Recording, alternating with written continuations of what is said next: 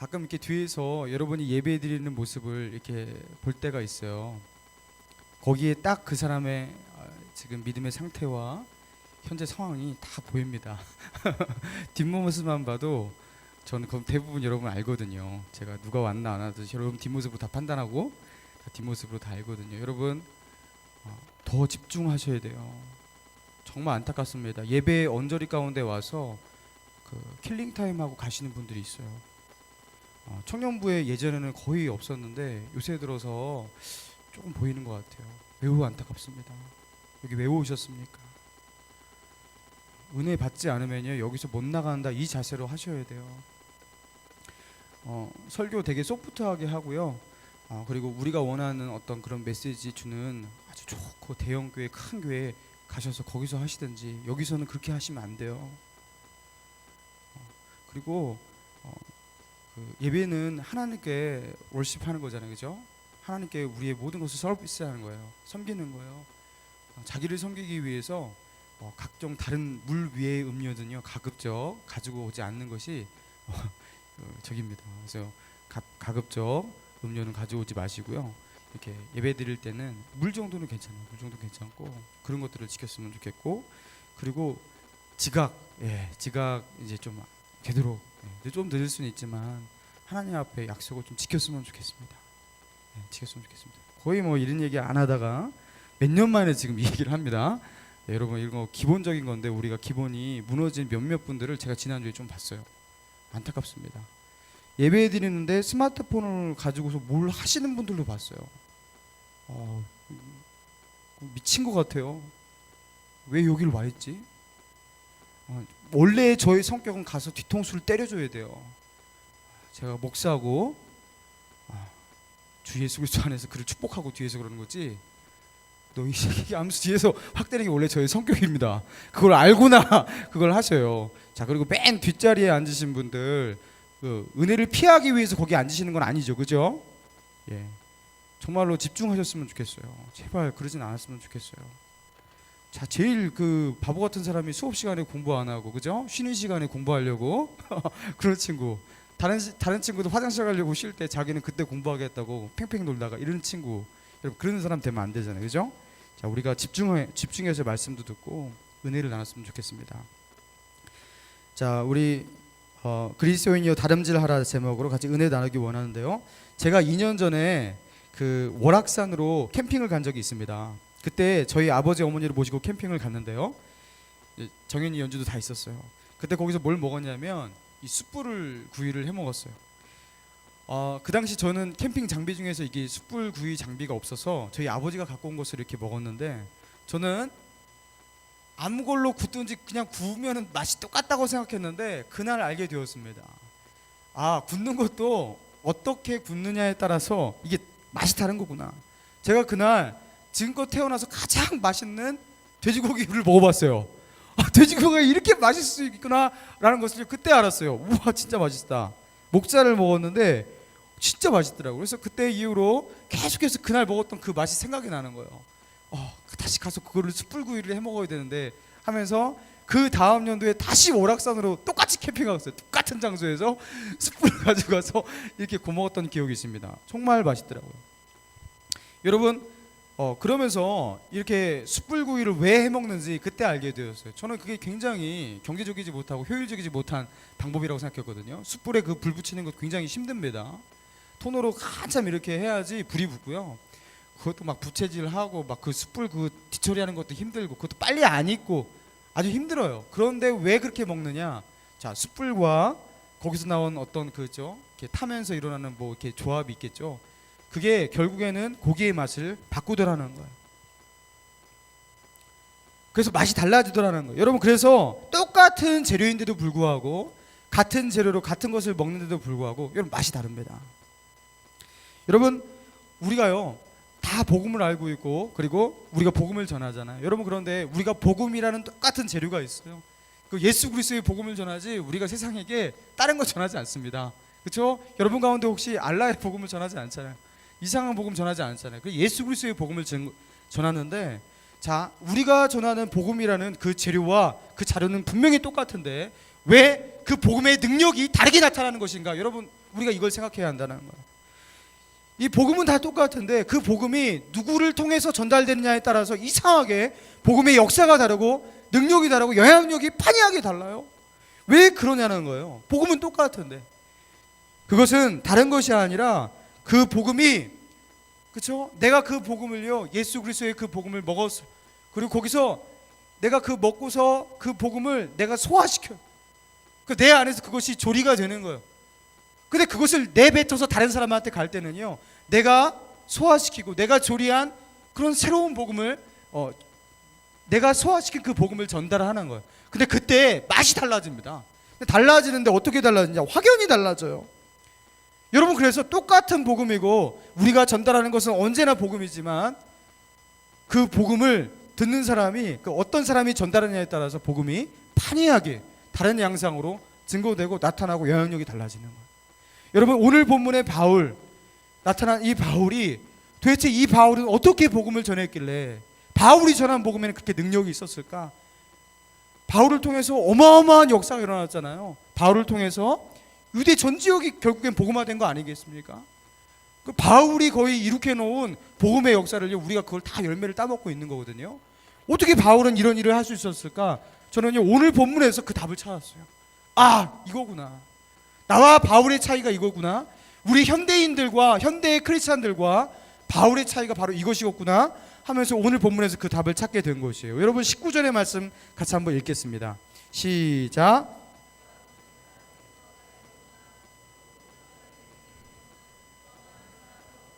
자, 사도 바울이 이렇게 말하고 있어요. 나는 모든 사람에게서 자유롭다. 자유로운 사람이잖아요. 그런데 나는 스스로 모든 사람의 종이 되었고 앞으로도 종이 될 것입니다. 이렇게 말하고 있어요. 여러분, 그 이유가 무엇입니까? 뒤에 나오죠. 그래야지 더 많은 사람을 얻을 수 있기 때문이다. 한마디로 내가 이렇게 다른 사람에게 종이 되어야지 많은 사람들에게 복음을 전할 수 있고 그들의 마음을 열어서 예수 믿게 할 수 있기 때문에 나는 스스로 그들의 종이 된다. 나는 자유인이지만 난 일부러 종이 되겠다. 그렇게 말하고 있는 거예요. 20절입니다. 같이 읽겠습니다. 시작. 유대인들에게 내가 유대인과 같이 된 것은 유대인들을 얻고자 하며 율법 아래에 있는 자들에게는 내가 율법 아래에 있지 아니하나 율법 아래에 있는 자들을 얻고자 하며. 자, 바울은 더 이상 유대인의 율법에 얽매일 필요가 없었어요. 그는 자유하는 복음을 알고 있는 사람이었습니다. 그런데 때로는 자기가 율법 아래에 갇힌 자같이 율법의 메인 사람처럼 그냥 토종백의 유대인같이 그들에게 나아갔다라는 거예요. 왜입니까? 유대인의 마음을 얻기 위해서는 자기가요, 때로는요, 유대인처럼 되었다라는 거예요. 이미 자기는 거기서 자유한 사람이지만 일부러 유대인의 그 율법의 메인 사람처럼 그들에게 다가갔다라는 거예요. 왜요? 그들의 마음을 얻기 위해서. 그들과 같이 되지 않으면 그들이 마음의 문을 열지 않을 것 같아서 일부러 그 답답한 다시 그 율법의 굴레 속으로 자기를 가두기도 했다라는 거예요. 자, 그리고 21절에 보면요, 어떻게 나옵니까? 어떤 사람이 되었다고 나와요? 21절에 성경을 보셔야 돼요. 어떤 사람이 되었어요? 율법 없는 자에게. 그 사람이 어떻게 율법 없는 자 같이 되었대요. 자, 이거는 이방인들을 말하는 것입니다. 자, 이방인들을 대할 때는요, 마치 자기가 유대인이잖아요. 그래서 마치 그들 이방인과 같이, 그들과 다름없는 이방인과 같이 그렇게 다가갔다라는 거예요. 자기가 가지고 있는 유대인의 그 자부심과 어떤 유대인의 어떤 이 정체성 이런 것들을요, 그냥 없애버리고 숨기고 그런 것에 개의치 아니하고, 그렇잖아요. 자랑할 수 있잖아요. 근데 그런 것 없이 다가갔다라는 거예요. 자, 그리고 22절에 보세요. 22절. 거기 보면 누구와 같이 되었습니까? 또 약한 자. 이제는 약한 자가 되었대요. 여러분, 바울이 얼마나 강한 사람입니까? 바울의 그 필체를 보면요, 바울이 보통 강한 사람이 아니에요. 대쪽 같은 사람이고 굉장히 신념이 강한 사람이고 그냥 한 번 하는 사람이에요. 이 사람은 이거 엄청난 사람이에요. 어마어마한 사람이에요. 그래서 그가 예수님을 믿기 전에는요, 예수님을 믿는 사람들을 핍박하는 핍박의 그 우두머리였고, 그 예수를 믿게 되니까 이제는 예수 믿는 사람들의 우두머리가 되잖아요. 이 사람은 하면 안 사람이에요. 대단한 사람입니다. 그런데 이 바울이 약한 자들을 대할 때는 자기가 어떻게 다가가요? 약한 척, 자기 뭐 없는 것처럼 그들에게 다가가서 그들의 마음을 열었다라는 거예요. 여러분, 그래서 바울이 이렇게 결론을 내립니다.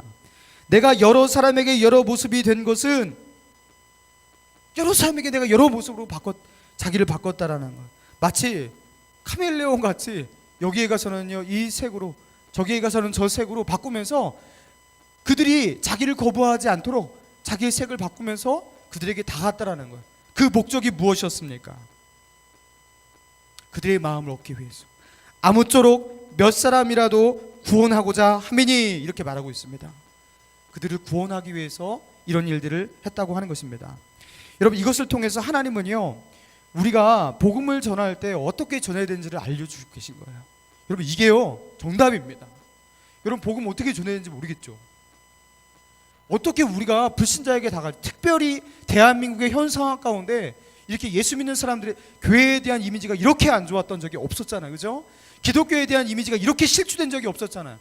지금 예수 믿을래 그러면요, 일단 너 교회 뭐 어떤 문제, PD 수첩에 그때 나온 거, 뭐 그때 어느 교회 그 문제, 그때 그 목사님 뭐 이런 거에 대해서 해명을 먼저 바래, 이러면서 하는 애들이 반일걸요? 그렇죠? 좀 이렇게 뭐 주워들은 거 있어갖고 꼭 그런 것들은 기억했다가 전도할 때 그런 걸 써먹는다고 불신자들이. 그때 우리는요 굉장히 작아집니다. 그래서 여기서 어떻게 복음을 전해야 되지? 나도 좀 복음 전하고 싶은데 참 답답합니다. 그렇죠? 어떻게 해야 돼요? 여러분, 오늘 바울이 그 정답을 말하고 있는 거예요. 어떻게 합니까? 자기를 비워야 돼요. 그리고 자기를 바꿔야 돼요. 그리고 변신할 수 있어야 돼요. 여러분, 바울이 누구예요? 바울은 가말리엘 문화에서 율법을 공부했던 유대인 사회에서는요 최고의 레벨이에요. 가말리엘이라는 이 유대인 랍비는 그 당시 서울대를 대표하는 최고의 유대인 지성이었어요. 근데 그 문화에, 그 랍비의 그 문화생으로 들어간다는 것은 서울대에 이렇게 모집을 하는데 거기서 이렇게 특차로 선발이 된 거예요. 엄청난 엘리트입니다. 여러분, 그런데 이 바울이, 이 자랑거리로 가득하고 스펙 가득하고 그리고 경력도 화려한 이 바울이, 유대인 사회에서 최고 레벨의 이 엘리트였던 이 바울이 자기의 그 경력과 이 스펙과 그 자기가 좀 가지고 있는 자기의 정체성을 당당히 세상에 말하면서 나 이런 사람이야 하면서 나갈 수 있는 바울이 어떻게 했다고요? 아무쪼록 몇몇 사람을 얻기 위해서 여기서는 이 사람들과 같이, 저기서는 저 사람들과 같이, 약한 자한테는 약한 자 같이, 이방인한테는 이방인과 같이 자기를 변화시키면서 줏대 없이 때로는 자존심도 없는 것 같이 그렇게 살았다라는 거예요. 여러분, 복음 전하기 위해서 바울에게 있는데 우리에게 없는 것, 바로 이것입니다. 우리는 자존심이 너무 세요. 우리는요 너무 많은 개똥 철학을 가지고 있고요. 그리고 자기의 뭐 개성, 자기의 기질, 자기의 성향, 이런 것들을요 너무 주장을 합니다. 바울은 자기가 가지고 있는 예수 그리스도의 십자가 외에 그 모든 것을 뭐같이 여겼다? 배설물과 같이 여기고 버렸다고 그랬어요. 여러분, 이런 생각이 아니면 여러분 우리가 복음을 전할 수 없는 거예요. 과감하게 버리고 포기하고 낮아지는 것, 여러분 그러면서 변신을 하지 않으면 절대 복음을 전할 수 없다라는 것입니다. 여러분, 이게요 바울이 복음을 잘 전했던 그런 비결이었습니다. 사랑하는 여러분, 예수 그리스도의 십자가의 복음은 사람을 근본적으로 변화시키는 능력이 있어요. 여러분이 이 십자가의 복음 때문에 변화되셨잖아요. 그렇죠? 그것 때문에 어마어마한 변화의 체험들을 하셨지요. 하셨어요. 해니까 이 정도 사는 거야. 그거 안 했으면 이 정도도 못 사는 거예요. 해서 이렇게 사는 거예요. 여러분, 이 십자가가 능력 있고 이 복음을 지금도 들으면요 지옥의 불구덩이로 그냥 막 가고 있는 그 사람이 이 복음 때문에 구원받는 거예요. 여러분, 제가 전에 얘기한 적이 있나요? 제가 첫 번째 사역제였는데 거기서 우리 중고등부를 맡았어요. 중고등부 그때 1학년 막 올라온 그 여자아이인데, 이 여자아이가 제가 수련회 가고 이제 막 이제 설교를 하고 난 뒤에 이게 하나하나 기도를 해주는데 이 여자아이가 그래요. 전사님, 저는요 천국 못 가요. 저 천국 가고 싶은데 전 천국 못 가요. 그래, 왜 네가 천국을 못 가냐? 너 설교 들었냐 안 들었냐? 그러면서 이렇게 말하니까 자기는 봤대요. 뭘 봤냐 그러니까 2년 전에 자기가 어떤 수련회를 갔는데 거기서 갑자기 집회 가운데서 이렇게 목사님이 설교하시고 같이 기도를 할 때 환상이 펼쳐졌대요.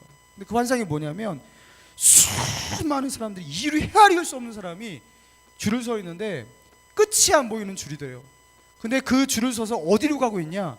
지옥의 불구덩이로 하나씩 떨어지는데, 떨어지면서 말할 수 없는 비명과 그 소리가 거기서 막 소리를 지르는데 그 지옥으로 계속 떨어지고 있는 거예요. 자기는 어디 있었냐? 그 줄의 한가운데 있었대요. 그리고 자기가 지옥 갈 것을 거기서 직감적으로 알게 되었대요.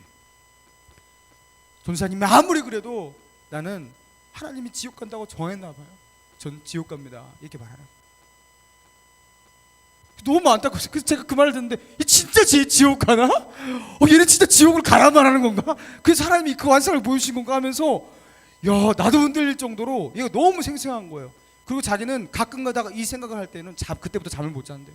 지금도 소스라치게 놀라면서 공포에 사로잡히게 된대요. 얘가요 덜덜덜 떨어요. 그 지옥에 그 빠져들어가는 그 사람들과 그 비명이 아직도 자기에게 있대요. 말할 수 없대. 너무 끔찍하대요.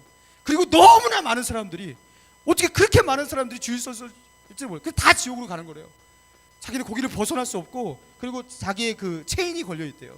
벗어날 수 없는 게 체인이. 근데 갈 수밖에 없다라는 거예요. 전사님, 저는 정해졌다는 거예요. 제가요 거기서 막 눈물이 나는데 이게 진짜 지옥이면 안 되는데 라는 그런 마음이 있는 거예요. 근데 그때 제가 그럴 리 없다. 얘가 하나님께서 얘를 만나게 해주신 것은 절대 이게 지옥 보냈을 것은 아니야 하면서 제가 걔한테 물어봤습니다. 너 다시 생각하면서 말해봐. 그 환상 가운데서 정말로 끝까지 지옥 가서 너 그렇게 하는 게 맞아? 너 분명히 뒤에서 예수님께서 너를 부르신다든가 뒤에서 예수님이 빛을 비췄을 거야. 이렇게 말을 하는데 얘가 그래요. 맞아요. 제 뒤에서 빛이 하나 있었어요. 빛이 하나 있었다는 거예요. 제가 그랬습니다. 그 빛이 예수 그리스도다. 네가 지금 예수 그리스도의 이름을 부르고 예수님 십자가를 믿고 여기서 예수님을 고백하면 그 체인이 끊어진다. 너 예수를 믿을래? 딱 그러니까 얘가요 아멘! 하고요. 믿겠습니다. 어떻게 믿어요? 하면서 믿게 해주세요 하면서 막 난리를 치는데 저를 붙잡고 막 엉엉 우는 거예요. 그래서 그때부터 제가 예수님께서 너를 위해서 십자가 지셨고 너의 죄가 예수님께 다 있고 그 예수님이 너 때문에 이 땅에 오셨다. 너 때문에 죽으셨다. 그리고 네 죄는 여기 있지 않고 여기 있다. 예수님이 다 소멸하셨다. 그리고 이 예수님을 믿기만 하면, 예수님을 주로 부르기만 하면 구원해 주신다고 그렇게 로마서에 말씀했고 요한복음에서 말씀했고 그렇게 했다. 너 믿어라. 믿을래? 믿는 방법은 다른 게 아니다. 이 시간 예수님을 주로 시인하면 돼. 하면 내 기도 따라해. 하면 따라했어요. 너 예수님 믿니? 그러니까 아멘! 하면서 믿는데요. 그래서 제가 기도를 해줬습니다. 예수 그리스도를 믿는다고 말한 민지예요. 우리 민지. 하나님께서 구원하신 줄로 믿습니다. 이 시간 나사렛 예수 이름 명하노니 그 지옥의 사슬은 끊어질지어다. 근데 걔가 그 기도를 하고 나서 딱 눈을 떴는데 뭐라고 하냐면 전사님! 끊어졌어요! 끊어졌대. 그걸 어떻게 하냐? 너무 기뻐요. 너무 기쁘대. 자기가 태어나서 이렇게 기쁜 적 없대. 그때부터 히히히 하면서 갑자기 예배당을 뛰어다니는 거예요. 너무 기뻐서 미치듯이 뛰어다니는 거예요. 얘 때문에요 수련회 가요 완전 살았어요. 얘 때문에 다 울고, 얘가 구원받은 그 사건 때문에. 여러분, 예수 그리스도의 이름에 이런 능력인 줄로 믿습니다. 여러분, 우리의 행위와 우리의 착한 행실로 구원받는 것이 아니에요. 우리가 아무리 착해도 우리는 죄인입니다. 우리가 아무리 선행을 해도 그것으로 우리가 구원받을 수 없어요. 여러분, 예수님 때문에 우리가 구원받는 것이에요. 아직 예수님을 주로 영접하지 않은 분이 이 가운데 있습니까? 여러분, 예수님, 당신이 나의 주인이십니다. 당신의 십자가의 그 보혈로 내가 죄 사해집니다. 내가 착해서 되는 것도 아니고, 내가 선행함으로 되는 것도 아니고, 내가 열심히 뭔가를 해서 내가 구원에 이를 수 없습니다. 내가 이 땅에서 구원 얻을 수 있는 방법이 내 자력으로는 아무것도 없기에, 그래서 하나님께서 예수님을 보내신 줄로 믿습니다. 예수님, 내 안에 오셔서 나의 주인이 되어 주옵소서. 여러분, 이 기도만 진심으로 할 수 있다면 지금 구원을 얻는 줄로 믿습니다. 여러분, 구원 받아요. 그런 분이 있다면 오늘 예수 그리스도를 영접하시기 바랍니다. 여러분, 오늘날의 복음이 왜 이렇게 초라하게 보이는 것입니까? 여러분, 복음의 문제가 아니에요. 여전히 이 복음은 능력이 있습니다. 여러분, 그런데 진리의 문제 있는 것이 아니라 그 진리를 담아내고 있는 그릇의 문제가 있는 거예요. 예수 그리스도의 십자가의 진리가 우리의 삶에 담겨서 복음이 트랜슬레이션, 번역이 돼요. 세상 사람들한테는 그 복음이 전달될 때 어떻게 전달됩니까? 그 십자가의 그 복음이 원어 그 자체로 전달되는 게 아니라 우리의 삶에 그 행위, 우리의 삶에 담겨져서 번역이 한번 돼서요 전달이 되는 거예요. 우리는요 번역체입니다. 우리는요 예수님의 복음을 번역하는 번역본이에요. 근데 우리가 어떻게 합니까? 그 번역을 잘못해내요. 다른 복음을 증거합니다. 예수님의 십자가의 복음은 이것인데 다르게 말하고 있는 거예요. 그 복음이 무엇인지 제대로 전달하지 못하고 있는 거예요. 여러분, 그래서 사람들이요, 그렇잖아요. 교회의 모습을 보고, 그리고 그리스도인들의 모습을 보고 실망하고 참 복음을 접하지 못하고, 그렇죠? 그들은 교회에 나오지 못하는 거예요. 받아들이지 못하는 거예요. 여러분, 그래서 우리가 방법을 바꿔야 돼요. 여러분, 편하게 복음을 전할 수 있는 방법은 없습니다. 특별히 대한민국의 이 시대 가운데 이제 우리는요, 예수천당 불신지옥이라는 이 구호 외치면서 편하게 전도지를 통해서 복음 제시하고 구원 얻게 하는 이것이요, 이제는요 너무 힘든 시대가 되었어요. 아무도 반응하지 않습니다. 그렇죠? 전도지조차 받지도 않는데요. 어떻게 해야 합니까? 여러분, 우리는요 정석으로 돌아가야 돼요. 진짜 복음을 전해야 되는 참된 방법으로 돌아가야 돼요. 바울의 방법입니다. 나의 나됨을 포기하고 하늘의 영광 보좌를 버리시고 이 땅에 낮아지신 그 예수님, 이 성육신이라고 하죠. 자기의 자기됨을 포기하고 복음을 전하기 위해서 자기를 버리고 낮아지는 것, 그들에게 다가가는 것, 거기에는 어떤 희생과 포기와 있지만 그것을 감내해내는 것. 여러분, 이 방법으로 가야 되는 거예요.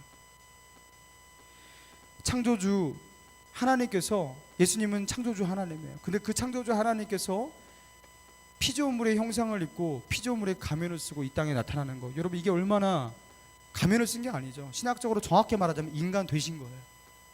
여러분, 하나님께서, 창조주께서 피조물 되는 것, 피조물과 같은 모습으로 되는 것, 여러분 이게 얼마큼 낮아짐입니까? 이거는 너무 이게 그리스도의 비하라고 그래요. 말도 안 되는 사건인 것이에요. 우리가 개가 되는 것보다 더 낮아지는 것이잖아요. 그렇죠? 우리가 만들지도 못한, 그렇죠? 우리는 그런 거 만들지도 못하잖아요. 하나님께서 우리를 만드셨습니다. 자기 피조물의 모습으로 낮아지는 거, 여러분 이건 매우 큰 낮아짐이에요. 말도 안 되는 사건이. 여러분, 그런데 그 낮아지신 예수님께서 그 낮아진 상태에서 어떻게 하십니까? 또 다시 낮아지셔요. 그 피조물에게, 그 죄인들에게 맞으십니다. 핍박당하십니다. 그리고 그들이 걸머지우는 그 십자가를 지십니다. 그리고 그들을 찌르는 창에 죽습니다. 여러분, 이게 그리스도의 낮아지심이에요. 십자가는 무엇입니까? 나의 나됨을 포기하고 영혼을 구원하기 위해서 내가 구원하기 원하는 그 사람들의 눈높이로 낮아지는 거, 이게 십자가라는 방법이에요. 여러분, 그러면서 어떻게 말하는 거냐면, 나는 죽을 테니까 너는 내 등을 밟고 지나가라, 그렇게 말하는 거예요. 그리고 너는 살라는 거예요. 여러분, 누군가를 구원하기 위해서 정말로 우리가 십자가의 정신을 가지고, 나는 죽겠으니까 너는 내 등을 밟고 지나가라, 그리고 살아라. 여러분, 이런 방법으로 우리가 다 간다면, 여러분 이 땅에서 왜 우리가 복음을 전하지 못해요? 할 수 있어요. 지금도 강력하게 복음이 증거되고 역사할 거예요. 이런 사람들이 우리 청년부에 몇 명만 있어도요 어마어마한 역사가 일어날 거예요. 여러분, 그런데 우리는요 절대로 이 정석을 붙잡지 않습니다. 편하게, 간편하게, 쉽게 복음을 전하고 예수 그리스도인으로 살려고 하는 것이, 여기에 문제가 있는 것입니다. 십자가의 방법을 거부하고 십자가를 전하라는 것, 넌센스예요. 예수님의 방법을 거부하고 예수님처럼 예수님을 전한다는 것, 여러분 이건 넌센스입니다. 할 수 없는 거예요. 여러분, 정말로 십자가를 이 세상에 말아주기 원한다면, 여러분 이제는요 십자가에서 필요해서 사셔야 돼요. 여러분, 제가 이렇게 요새 좀 이렇게 이런 어떤 강한 설교를 하시는데, 이거를요, 목사님이니까 당연히 저런 설교를 해야 되고 내 삶과는 별 상관, 제발 이렇게 듣지 마세요. 정말 그렇게 사시기 바랍니다. 저는 제가 이 설교를 하면서 참 고통스러워요. 이 말을 하면서 나는 그 말을 해놓고서 내가 그렇게 안 살면 나는 얼마나 창피해 진짜. 그러니까 저는요 이 말을 하면서요 내가 그 말대로 살아야지라는 진짜 각오를요 하고 이빨을 깨물고 막 그래요. 세상의 부귀영화와 세상의 명예와 이 탐욕, 절대로 나는 이곳에 내가 나의 마음을 뺏기지 않으리라. 나는 거기에 타협하지 않아. 내가 얘네들한테 이걸 보여줄 거야, 내 인생으로. 정말 저는 그런 마음으로 제가 진짜 이렇게 하는 거예요. 이게 허풍이 아니라 이 부담감이 제 안에 있습니다. 그러니까 제발 가볍게 듣지 말라는 거예요. 여러분, 십자가로 살아내야 돼요. 여러분의 직장 가운데서 제발 돈만 받아먹는 직업인으로 제발 살지 말고 거기서 그리스도인과 같이 좀 살아지자는 거예요.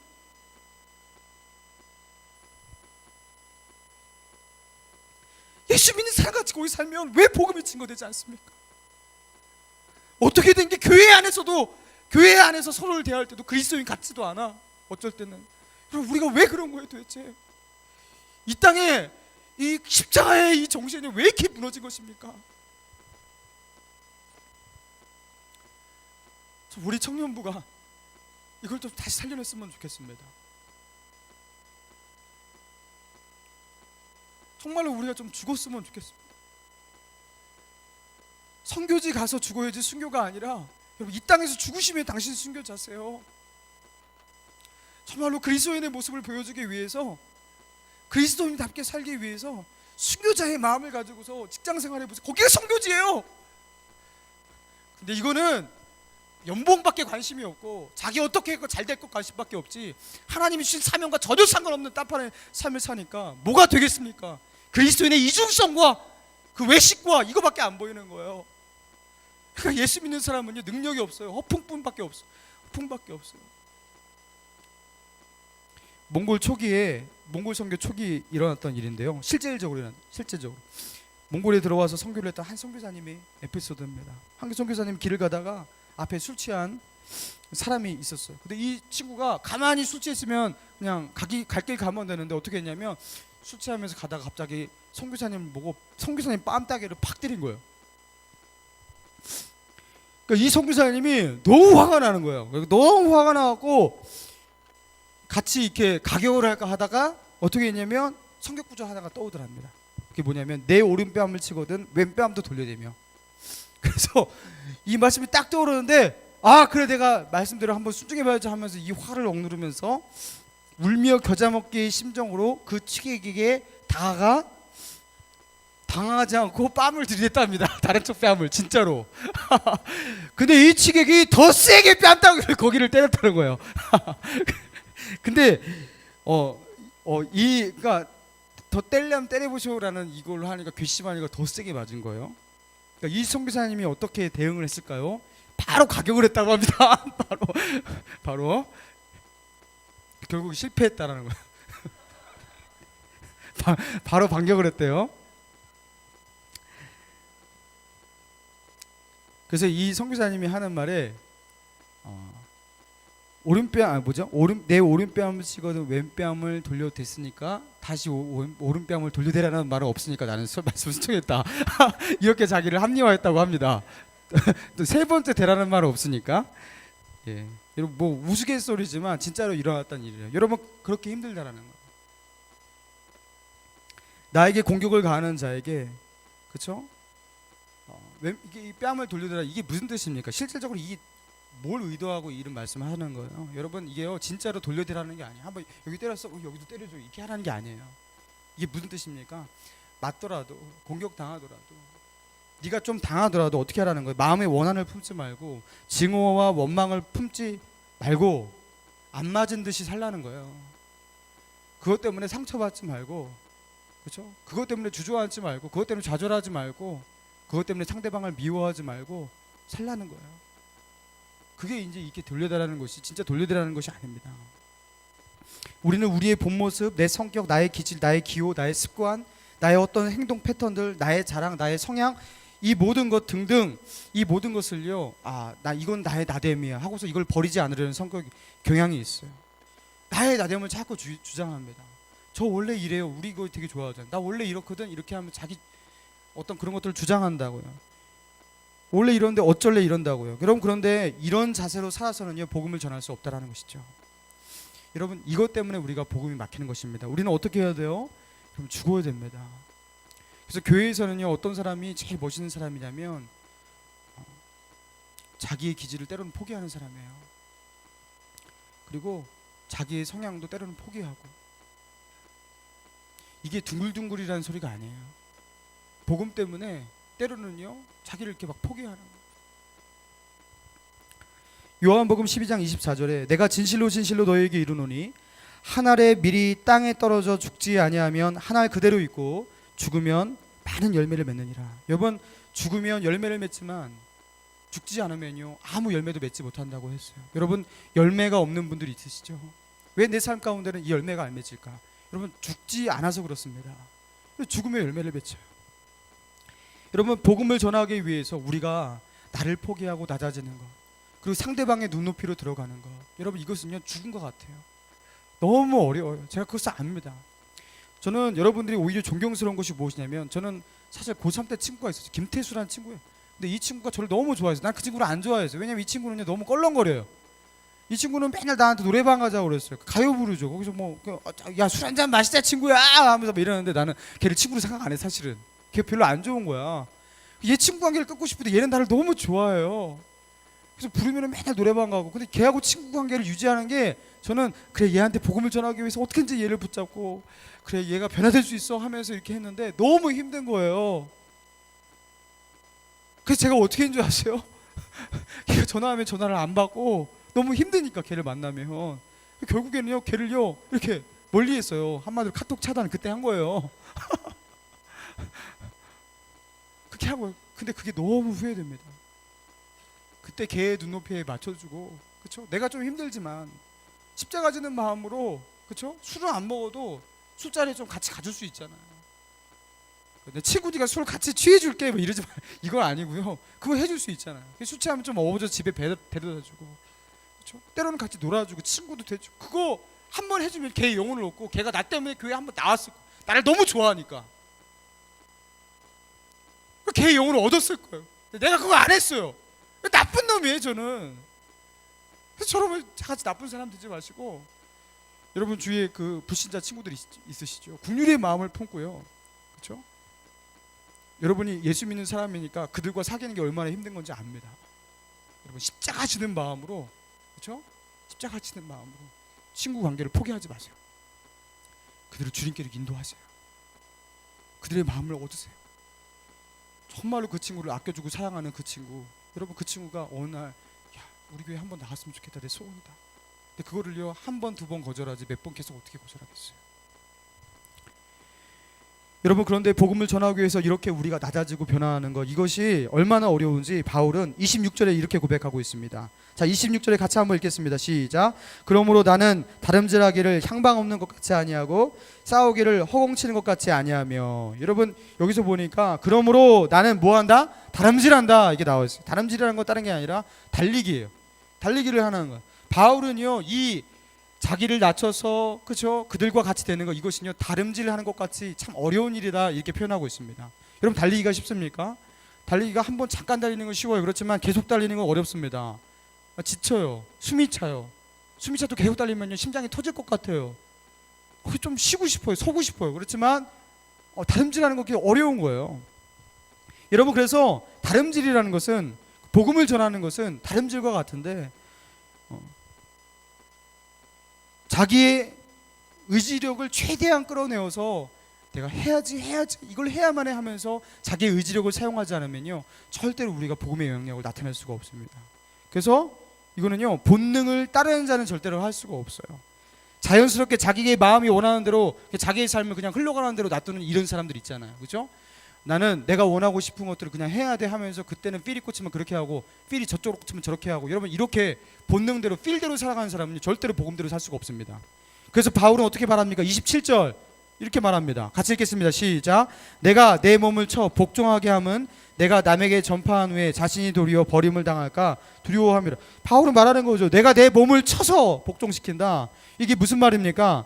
바울 안에도 하나님의 말씀과 사명과 복음에 역행하는, 자기가 따라야 될 그 복음에 역행하는 그런 본능들, 그런 것들이 있었다라는 거예요. 여러분 그렇죠. 바울 안에도 그런 것들이 있었을 거 아니에요. 육신의 정욕이 있고 안목의 정욕이 있고 이생의 자랑이 있었을 거예요.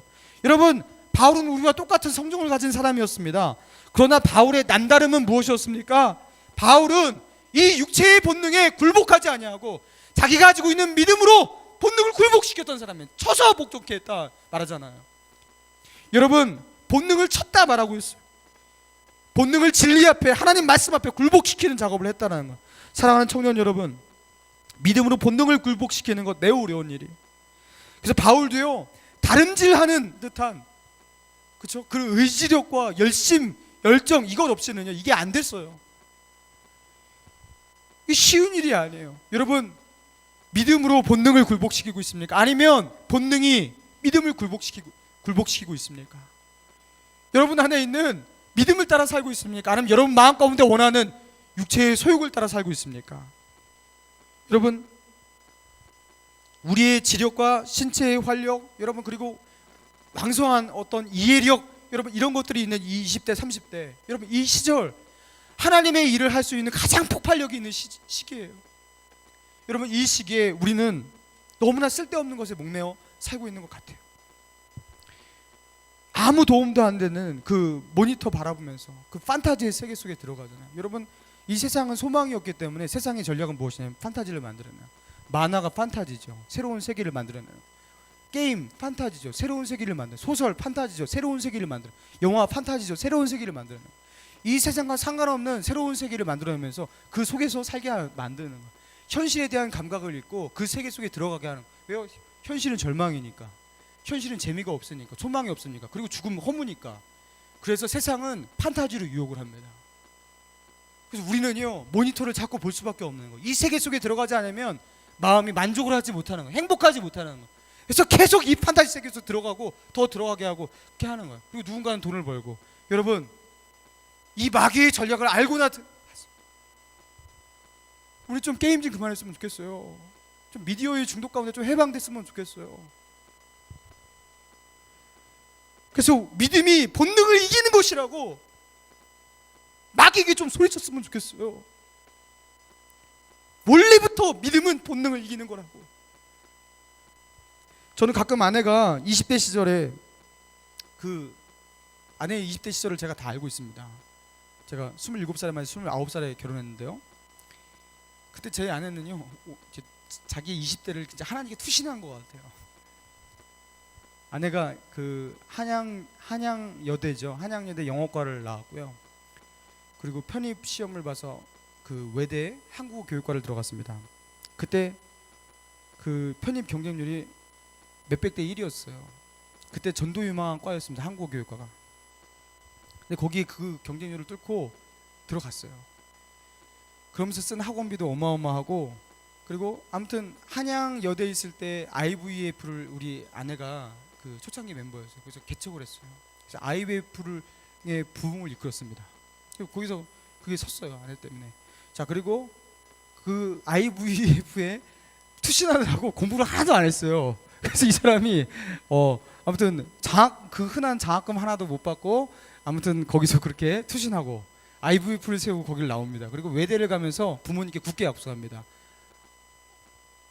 아버지 어머니, 제가 외대 가서는 정말로 공부 열심히 해서 장학금을 반드시 다 타겠습니다. 그런데 그때부터는 어디에 투신했냐면, 그때 삼일교회라고 젊은이 사역이 유명한 그 교회 있죠. 삼일교회 간사로서 이제부터는 아예 자기 통째로 삶을 투신합니다. 그래서 교회에 살았어요. 그냥 제가 보니까 이 스케줄을 보니까 교회에 살았어요. 맨날 새벽기도를 그 화곡동에서 용산까지 새벽기도에 택시 타고, 그죠? 매일같이 하루도 안 빠지고 그걸 나왔어요. 5시 새벽 예배를. 그죠? 자, 그리고 그 새벽 예배 이후에 같이 기도 모임하고 큐티 모임하고 막 이렇게 하고, 그리고 주말마다 금요일 토요일 철야 예배.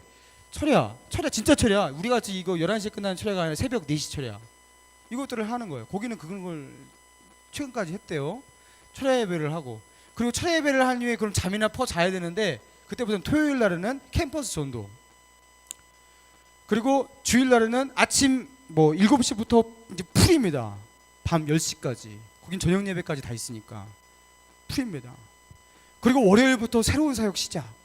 맨날 이렇게 교육자보다 훨씬 심했더라고요. 돈 한 푼도 안 받고. 그리고 그 사역을 위해서 자기가 한 달 평균 쓴 돈 70만 원. 교회에 쏟아부은 돈이 70만 원.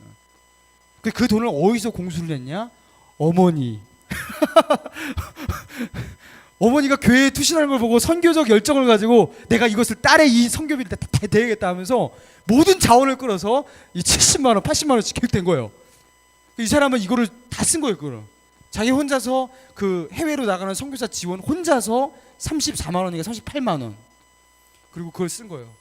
그리고 20대 시절 완전히 올인했습니다. 당연히 공부를 못하죠.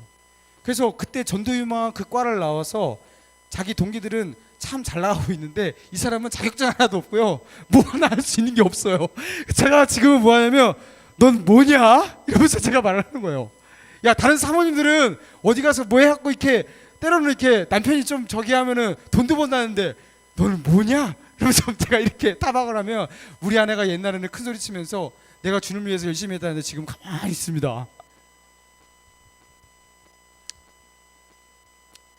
제가 근데 제가 제 아내가 했던 그때 너 그렇게 사는 거 아니야. 어떻게 20대 때 어떻게 인생이 마라톤인데 주님을 그때 20대 때만 증거하고 끝날 거야. 30대 40대 때도 증거하려면 네가 사회에서 집안을 다 그러면 그런 것들을 준비했어야지. 그건 좀 잘못된 거야. 이렇게 하면서 제가 이렇게 꾸중을 할 때 제 아내가 어느 날 그때 했던 그 옛날에 했던 말인데 아직도 지워지지 않아요. 제 아내가 했던 말이 있어요. 자기도 기억 못 할 거야. 저는 후회하지 않아요. 너무 행복했어요. 제가 그 말이 계속 기억에 남아요. 그 이해가 가요. 너무 행복했다라는 것이. 여러분 IVF의 그 부흥 거기서 봤던 거예요. 여러분 그 3.1교회 그 부흥 엄청난 어마어마한 부흥이 일어났을 때 거기에 그 주역이었어요. 그 가운데 있어요. 한가운데서 자기의 투신 속에서 그 하나님의 나라와 그 영광들을 자기는 봤다라는 거예요. 너무 행복했대요. 후회가 없대요. 자기는 진짜 20대의 시절이 완전히 올인했지만 후회가 없대요. 저는 여러분들이 너무나 뜨겁지 않은 청춘을 보내는 것 같아서 염려스럽습니다. 아무리 과거를 나중에 회상을 해도 주님을 위해서 뜨겁게 헌신했던 기억이 하나도 기억나지 않는 그런 청년이 되어서 늙어갈까 봐 여러분이 염려가 됩니다. 다시 그 열정을 잃었을 때 다시 그 열정을 회복하기 위한 복원 시점이 있잖아요. 컴퓨터도 복원 시점이 있듯이 그 복원 시점이라는 하나가 있어야지 그때로 돌아가는데 복원 시점조차 없나요? 한 번도 달아오르지 못했고 한 번도 주님을 위해서 제대로 헌신하지 못했던 20대, 30대 그리고 지나가서 그렇게 사실까 봐 매우 염려가 됩니다. 사랑하는 여러분, 우린 너무 경제적인 것 같아요. 저 주님을 위해서 뜨거워졌으면 좋겠습니다. 오늘 본문에 바울이 자신의 인생을 어떻게 표현했습니까? 다름질이다 라고 했습니다. 여러분 다름질 하시기 바랍니다. 지금은요 뛰어야 될 때예요. 이기기를 다투는 자마다 모든 일에 절제하나니 라고 나와 있는데요. 여러분 이게 무슨 뜻이냐면 여러분 그 올림픽 금메달 선수가요 다음날 이렇게 금메달 아직 따기 전이죠. 경기하는 전날이에요. 올림픽 경기하는 전날에 여러분 그 육상이라고 해요. 그 육상 선수가 그 전날에 다음날 막 거기서 막 저녁에 막 통닭 먹고 있고 거기서 막 밤에 막 잠자지 않고 게임하고 있고 이런 일이 있겠습니까? 절대 없죠. 그때는요 컨디션 조절을 위해서 그 하루뿐만 아니라 몇 달 전부터 계속 했을 거예요. 어마어마한 절제를 했을 거예요. 김연우 선수가 그 하나의 경기를 치르기 위해서 그 몇 달 동안 컨디션 조절을 하면서 그때 최고의 컨디션을 유지하기 위해서 어마어마한 절제를 해내지 않습니까? 여러분 그런 거와 같이 그런 절제를 말하는 거예요. 여러분 이기기를 다투는 자마다 결정적인 그 순간에 이기기를 위해서 뭘 하냐? 절제라는 것이 반드시 들어오게 돼요. 우리의 목표와 우리의 타겟이 분명해질수록 우리의 목표가 선명해질수록 그 사람 가운데 보여지는 것이 하나 있는데 절제입니다. 내가 절제하지 못한다. 난잡하다. 그렇죠? 뭐가 삶이 정리가 안 된다. 그건 뭐냐면 그 삶을 그 인생을 휘어잡는 분명한 목표가 없는 거예요. 자기를 끌어오르게 만드는 엄청난 가치가 그 마음 가운데 없는 거예요. 절제가 안 되는 거예요. 여러분 이기기를 다투고 정말로 이기기를 원한다면 승리하기 원하는 하나의 목표가 있다면 그 하나의 목표가 어마어마한 절제를 만들어낸다는 것이 여러분 우리에게 그 목표가 있냐는 하나님께서 우리에게 주신 그 목표가 있냐는 거예요. 여러분 저는요 어렸을 때 좀 발이 좀 빨랐어요. 어렸을 때부터 달리기를 하면 대부분 1등을 했습니다. 믿으시기 바랍니다. 달리기에서 항상 1등 했어요. 진짜로 초등학교 때부터 진짜 3등 한 거 2등 한 거 진짜 몇 번 기억날 정도로 모든 것을 다 달리기는 1등을 했어요. 왜 그렇게 내가 1등을 했을까? 시골에서 집까지 학교까지 거리가 굉장히 멀었어요. 한 2km 됐던 것 같아요. 근데 초등학생에게 2km라는 거리가 엄청 긴 거리잖아요. 시골길에. 여러분 근데 그 거리를요 제가요 너무 기니까 너무 그 가는 길이 지루해서 제가 어떤 방법을 사용했냐면 대문에서 요이 땅 하면서 계속 뛰었어요. 2km를 쉬지도 않아서 진짜로 쉬지도 않고 그리고 제가 혼자서 오늘은 절대 한 번도 안 쉬고 내가 다 달려갈 거야 하면서 그 2km를요 초등학교 1학년 때부터 5학년 때까지 계속 달렸어요. 달리기 선수가 된 거예요 그때. 그것도 가방을 짊어지고 실내화점을 한 손으로 든 상태에서 계속 이렇게 달리고 거예요.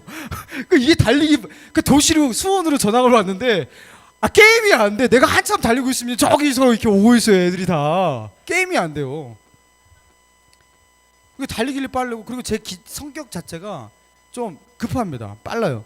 저는 이렇게 빨리 하는 걸 좋아해요. 템포가 빨라요. 그래서 딱 질문하고 대답을 안 되면 답답해갖고 이러고 막 교수님한테 질문하고 교수님 대답 안 하면 막 이러고 있고 저는 그래서 느리게 강의하는 교수님 이런 거 수업 안 듣고 막 그랬어요. 답답하니까 좀 빠르게 하는 거 이런 걸 좋아하고 그래요. 성격이 좀 빠릅니다. 템포가 빠릅니다. 그런데 저의 이 기질을 누가 닮았냐면 정현이가 똑 닮았어요. 정현이가요. 얘는 무조건 뜁니다. 그래서 집에 같이 딱 교회에서 딱 나가고 집에 가면요 막 앞에서 뛰어요. 그래서 앞에 갔다가 심심하니까 다시 뛰어와요. 그래서 다시 뛰어가요. 계속 뛰어와. 어디 놀러 간다 그러면 거기서 계속 뛰어요. 바래바래 뛰고 똑같아요. 질문을 저한테 해요. 아빠 이거 뭐예요? 그러면 제가 대답을 하려고 하는 두 번째 질문이 시작돼요. 아빠 그런데 이거는요. 하나도 대답을 못했는데 세 번째 질문 자꾸 해요. 이게 나하고 비슷해요. 급해요. 빨라요. 왜 그런 것입니까? 제 피를 봐서 그런 거죠. 저의 기질적 특성이 걔한테 그냥 간 것 같아요. 여러분 내 아들이니까 그런 거예요. 그러니까 걔가 좀 물려받는 것 같아요. 여러분 그리스도의 피를 나누고 그리스도의 피를 받은 그리스도인입니다. 그렇다면 예수 그리스도에게 있는 그리스도의 기질이 우리 안에 있어야 돼요. 그래야지 그리스도인이에요. 그리스도를 닮지 않은 그리스도를 닮지 않은 그리스도인 여러분 이게 아니잖아요. 그리스도의 성향과 그리스도의 기질이 내 마음 가운데 있어야 되는 거예요. 여러분 그 그리스도를 닮은 그 기질이 무엇이냐면 오늘 바울에게 나타났던 다름질을 하는 모습이에요. 여러분 그리스도는 어떤 분입니까? 우리를 구원하시기 위해서 그분은 걷지 않으셨어요. 그분의 인생은요 달리셨어요. 그래서 십자가에 늙고 죽을 때 달리신 게 아니라 창창할 때 달리셨어요. 그리고 십자가에 지시기까지 그분은요 고난도 그 수치와 모욕도 그렇죠 피하지 아니하고 정면 돌파하면서 다름질하시면서 감내하셨습니다. 그리고 그 기질을 이어받은 사람 이 바울인 거예요. 바울도 달렸습니다. 여러분 그런데 그리스도인인데 그리스도인답지 않게 걷는 분들이 있습니다. 예수님은 달리시는데 우리는 너무나 느긋한 그런 분들이 있습니다. 여러분 예수님의 이 열심 바울 안에 있는 이 열심이 다시 우리 안에 회복되기를 주님의 이름으로 축원합니다.